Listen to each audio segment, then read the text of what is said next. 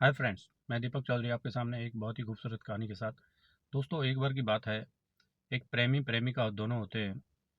तो जो प्रेमिका है वो प्रेमी से कहती है कि आपने आज तक मुझे कोई गिफ्ट नहीं दिया, कोई तोहफा नहीं दिया, तो आप मेरे लिए एक तोहफा लाइए।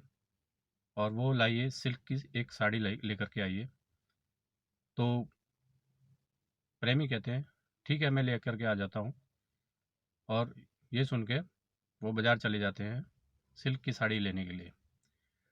अब होता क्या है, उस दिन बहुत सारे आंदोलनकारी आंदोलन कर रहे होते हैं। एक स्वदेशी चीज़ों को इस्तेमाल करने के लिए वो लोग जोर देते हैं, और जो विदेशी चीज़ें हैं उनको इस्तेमाल करने के लिए लोगों से मना करते हैं। तो इसी वजह से वो वहाँ पे आंदोलन जारी रखते हैं। तो ये प्रेमी जब बाज़ार पहुँचते हैं तो देखते हैं, और जिस भी दुकान पे जाते हैं वहाँ पे दुकानों के सामने आंदोलनकारी होते हैं, और बड़े ज़ोर शोर से आंदोलन हो रहा होता है। तो ये वहाँ से बहुत सारी दुकानों पर जाने के बाद फिर शाम को वापस आ जाते हैं। इस तरह से 2-3 दिन जाते हैं। चौथे दिन ये निश्चय करके जाते हैं कि आज तो मैं सिल्क की साड़ी लेकर के ही आऊँगा। हालांकि ये अपने लिए जो विदेशी चीज़ें हैं वो इस्तेमाल नहीं करते, क्योंकि इनकी प्रेमिका ने इनको बोला, इसलिए ये साड़ी लेने के लिए फिर से चौथे दिन जाते हैं। और बहुत सारी दुकानें देखते हैं, लेकिन कोई भी दुकान ऐसे इन्हें खुली हुई नहीं मिलती। फिर ये प्रेमी जी एक महाशय से पूछते हैं कि यहाँ पे कोई आसपास ऐसी कोई दुकान है जो कि सिल्क की साड़ी की है। तो वो महाशय बताते हैं, एक है जो बाज़ार के बीच में है, आप वहाँ पे जा कर के ट्राई कर सकते हैं, हो सकता है वो कोई दुकान खुली हो। अब ये प्रेमी जी वहाँ पे चले जाते हैं। वहाँ पे जाने के बाद जब दुकान पे पहुँचते हैं तो देखते हैं कि वहाँ बहुत सारे आंदोलनकारी इकट्ठे हुए रहते हैं। तो दुकान बंद रहती है, आगे से शटर बंद रहता है दुकान का। तो काफ़ी इंतज़ार करने के बाद भी वो दुकान नहीं खुलती है। उसके बाद उनको एक पंडित जी दिखाई देते हैं वहाँ पे, जो जान पहचान के होते हैं उनके। तो वो पंडित जी से पूछते हैं कि मैं एक प्रेमिका के लिए अपनी साड़ी लेने के लिए आया हूँ, और मुझे कोई ऐसा उपाय बताओ जिससे कि मैं साड़ी ले सकूँ। तो पंडित जी काफ़ी उनको समझाते हैं कि देखो, विदेशी चीज़ों पे बैन लगा हुआ है, विदेशी चीज़ें आपको नहीं मिलेंगी। सिल्क की साड़ी बाहर से बन के आती है, तो उस टाइम बाहर से ही बन करके आती थी, तो आपको नहीं मिलेगी। तो अब ये कहते हैं चलो ठीक है, मैं तो मान भी जाता हूँ, लेकिन मेरी प्रेमिका नहीं मान रही है, उसको सिल्क की साड़ी ही चाहिए तोहफे में। तो उसको तोहफा देना चाहता हूँ, तो इसलिए मुझे ज़रूर लेके जाना है, आज किसी भी कीमत पर उस साड़ी को मुझे लेकर के जाना है। तो पंडित वहाँ से बोलते हैं, ठीक है, आप जिद कर रहे हैं तो एक उपाय है कि आप जब अंधेरा हो जाए तो अंधेरे के टाइम पे आप पीछे के दरवाजे से दुकान में चले जाना, और इधर उधर मत देखना, सीधे दुकान के अंदर घुस जाना। वहाँ पे आपको साड़ी मिल सकती है। तब ये प्रेमी वहाँ से अंधेरा होने के बाद दुकान के पीछे से जाते हैं, और जा कर के पीछे वाले दरवाजे से दुकान के अंदर चले जाते हैं, और वहाँ से एक रेशमी साड़ी ले लेते हैं। और ले कर के वो जब बाहर निकलने वाले होते हैं तो उनको एक महिला दिखाई देती है जिसने केसरिया रंग की साड़ी पहनी होती है। तो उसको देख करके ये प्रेमी जी रुक जाते हैं। तो रुक करके 10-15 मिनट देखते हैं। 10-15 मिनट बाद वो महिला दूसरी तरफ मुंह करके खड़ी हो जाती है। तो ये पंडित महाशय, सॉरी, प्रेमी महाशय जब निकल कर वहाँ से दौड़ते हैं तो लगभग 100 कदम ही दौड़े होंगे, तभी एक बुढ़िया सामने से आती हुई ये बुढ़िया से टकरा जाते हैं, और बुढ़िया गिर पड़ती है। अब बुढ़िया गिरते ही कहती है, क्या देख कर नहीं चलते हो, आंखों के अंधे हो गए हो। तब ये प्रेमी माँ से कहते हैं, गलती होगी, माफ़ कीजिए माता जी, मुझे इस टाइम बिगड़ चश्मे के दिखाई नहीं देता, मेरा चश्मा घर पे रह गया है। तो माता जी का गुस्सा थोड़ा शांत होता है, और माता जी वहाँ से, वो बुढ़िया वहाँ से चली जाती है। तो प्रेमी जी अपना साड़ी लेकर के चलने लगते हैं, पीछे से आवाज़ आती है, रुकिए बाबूजी। तभी ये प्रेमी माँ से पीछे मुड़ के देखते हैं तो वही केसरिया रंग की साड़ी वाली औरत उनको आवाज़ लगाती है। अब ये पीछे मुड़ के कहते हैं उस महिला से कि कहिए देवी जी।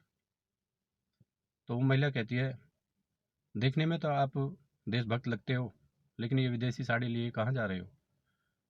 तब ये पंडित महाशय कहते हैं, सॉरी, तब ये प्रेमी महाशय कहते हैं कि साड़ी मैं अपने लिए नहीं लेके जा रहा, ये किसी साहब ने अपनी मैडम के लिए, अपनी मिसिस के लिए मेरे से मंगाई है, मैं उनके लिए लेकर के जा रहा हूँ। तो वो महिला कहती है, नहीं आप झूठ बोल रहे हैं, आप सच सच बताइए। तब प्रेमी माँ से सच सच बताने लगते हैं कि वास्तव में बात यह है कि मेरी प्रेमिका ने ये साड़ी मुझसे मंगाई है और ये ले जाना बहुत ज़रूरी है।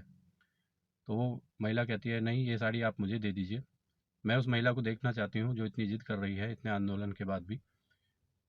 मैं एक बार उससे मिलना चाहती हूँ, उससे मिल करके फिर मैं साड़ी उसको दे दूँगी। तो वो साड़ी प्रेमी माँ से उनको दे देते हैं और उनको, महिला को कल अगले दिन के लिए न्योता दे करके आ जाते हैं कि ठीक है, मैं आपको कल अपने घर ले करके जाऊँगा, आप मेरी प्रेमिका से मिल करके ये साड़ी आप उसको दे देना, उसको समझा देना। वो बोलती है ठीक है। इतना कह कर के प्रेमी वहाँ से चले जाते हैं और जब घर पहुँचते हैं तो वो प्रेमिका उनकी कहती है कि क्या साड़ी नहीं लाए? अब वो पूरी कहानी उनको बताते हैं कि ऐसे ऐसे एक महिला मुझे मिली थी और उन्होंने मेरे हाथ से साड़ी छीन ली। तो ये प्रेमिका उनसे, प्रेमी जी से लड़ती हैं और कहती हैं कि वाह, कोई भी साड़ी लेगा तो तुम दे दोगे? तो ये प्रेमी माँ से कहते हैं कि जब उन्होंने मेरे हाथ से छीन ली तो मैं क्या करता? अब ठीक है, आप मेरे पे ज़्यादा शक मत करो और जो भी होगा कल क्लियर हो जाएगा। वो कल आएंगी तो कल तुम्हें मेरे घर पे चलना पड़ेगा मेरी धर्मपत्नी बन करके। तो बोली ठीक है, कल चले चलेंगे। तो अगले दिन क्या होता है कि वो प्रेमिका प्रेमी के घर आ जाती है और कहती है, कहाँ है, मुझे मिला उससे। तो प्रेमी कहता है, ठीक है थोड़ा इंतज़ार कीजिए, मैं उसको जाता हूँ बाज़ार से लेकर के आता हूँ, वो वहीं पे होगी दुकान के आसपास। अब ये प्रेमी दौड़े दौड़े जाते हैं और जा कर के दुकान के आगे की तरफ देखते हैं, वो महिला नहीं मिलती। फिर दुकान के पीछे साइड में जाते हैं तो देखते हैं कि वही महिला एक महिला से बात कर रही है। और तभी ये जा कर के कहते हैं कि देवी जी, आपको कल का वादा याद है? आपको आज हमारे साथ में चलना है? वो बोली, हाँ हाँ, मैं आप ही का इंतज़ार कर रही थी, ठीक है चलिए। और वो उस महिला को भी साथ में लेकर के, वो दोनों महिलाएं उस प्रेमी जी के साथ उसके घर आ जाती हैं। जब घर आते हैं तो वो जो प्रेमिका है वो और वो देवी जी दोनों आमने सामने एक दूसरे को देखते हैं और फिर बातें शुरू होती हैं। और अब ये जो देवी जी हैं वो उस महिला को, प्रेमिका को समझाने लगती है कि आपको ऐसा नहीं करना चाहिए, देश में आंदोलन चल रहा है और तुम विदेशी चीज़ें पहनना चाहती हो, तुम्हें ऐसा नहीं करना चाहिए, तुम्हें स्वदेशी अपनाना चाहिए। तो इतना कहने के बाद प्रेमिका उससे लड़ पड़ती है और लड़ने के बाद वो साड़ी उसके हाथ से छीन लेती है और कहती है तुम चली जाओ यहाँ से, और उसकी एक भी नहीं सुनती। तो वो प्रेमिका उस देवी जी को, बेचारी को, वहाँ से भगा देती है। तो वो चली जाती है। इतना प्रेमी जी जब देखते हैं तो उनको बुरा लगता है और वो कहते हैं तुम्हें ऐसा नहीं करना चाहिए था, तुम्हें इनसे माफ़ी मांगनी चाहिए थी और साड़ी इस तरह से नहीं लेनी चाहिए थी, मैं तुम्हारे लिए दूसरी साड़ी लेकर के आ जाता अगर वो साड़ी नहीं दे रही थी तो। तो प्रेमिका कहती है, नहीं मुझे वही साड़ी साड़ी चाहिए थी, वही रेशमी साड़ी चाहिए थी जो आप लेकर के आए थे, और उसको क्यों दे दिया, आपको मुझे देनी चाहिए थी। तो इस तरह से वो प्रेमिका प्रेमी से भी झगड़ा कर लेती है। और होता क्या है, जब झगड़ा कर लेती है तो वो कहती है कि ठीक है, या आखिरी तोहफा समझ करके मैं लेकर के जा रही हूँ। तुम्हें मिलना है तो मिलना, और नहीं तो कोई बात नहीं।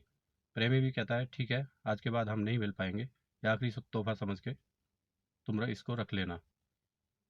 दोस्तों, अगर ये कहानी आपको पसंद आई है तो इस कहानी को लाइक कीजिए,